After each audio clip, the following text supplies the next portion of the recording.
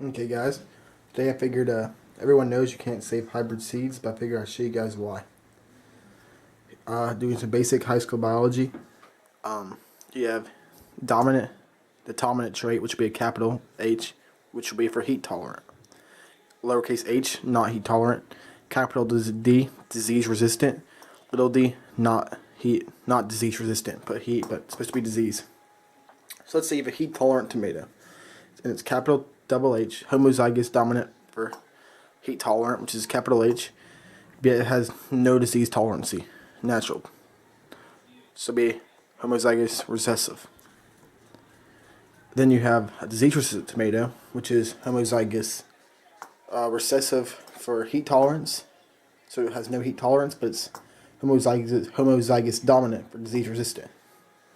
Homozygous being same, dominant being the dominant trait, recessive and homozygous recessive being recessive trait. Then we'll get to heterozygous later. Okay, so that's out of the way. Now here's a basic punnett square.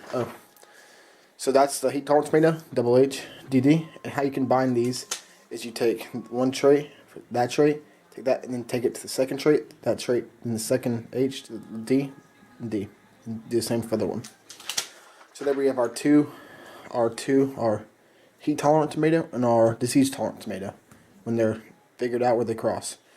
So when you cross them, you're going to get a big H, little h, big D, little d, big H, little h, big D, little d. And you're going to get that for all four of these, all of those squares. You'll get big H, you'll get big H, little h, big D, little d for all those. And see that, and so that would be your tomato you got to grow.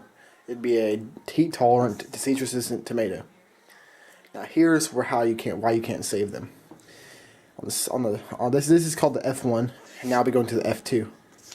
So you have your HH and your DD separated out like that, and then you start getting different tomatoes. Like you get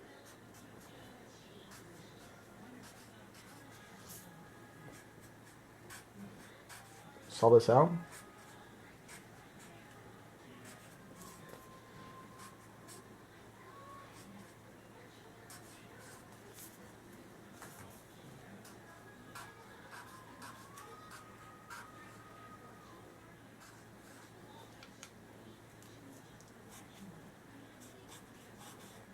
I'm not gonna work the whole thing out; it'll take too long. But anyway, this can still show you what it is.